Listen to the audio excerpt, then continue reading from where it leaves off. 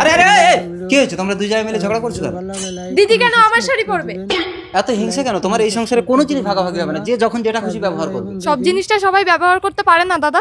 আলবাত পারে, মনে যদি হিংসা না থাকে। তাহলে চলুন আমি আপনাকে ব্যবহার করব। আরে তুমি জিনিসের সাথে মানুষের তুলনা করছো। ওটাই তো সমস্যা, আমার শাড়ি দিদি পরেছে আর আমার বর ভেবেছে ওটা আমি। ও মা গো।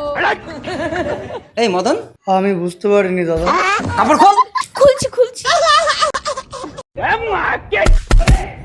আরে আরে কি হয়েছে? তোমরা দুই জায়গায় মিলে ঝগড়া করছো কেন?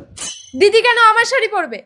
এত হিংসা কেন? তোমার এই সংসারে কোনো জিনিস ভাগাভাগি হবে না, যে যখন যেটা খুশি ব্যবহার করবে। সব জিনিসটা সবাই ব্যবহার করতে পারে না দাদা। আলবাত পারে, মনে যদি হিংসা না থাকে। তাহলে চলুন আমি আপনাকে ব্যবহার করব। আরে তুমি জিনিসের সাথে মানুষের তুলনা করছো। ওটাই তো সমস্যা, আমার শাড়ি দিদি পরেছে আর আমার বর ভেবেছে ওটা আমি। ও মা গো। এই মদন, আমি বুঝতে পারিনি দাদা। কাপড় খোল। খুলছি। আরে আরে কি হয়েছে? তোমরা দুই জায়গায় মিলে ঝগড়া করছো কেন? দিদি কেন আমার শাড়ি পরবে?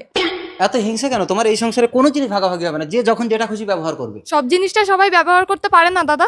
আলবাত পারে, মনে যদি হিংসা না থাকে। তাহলে চলুন আমি আপনাকে ব্যবহার করব।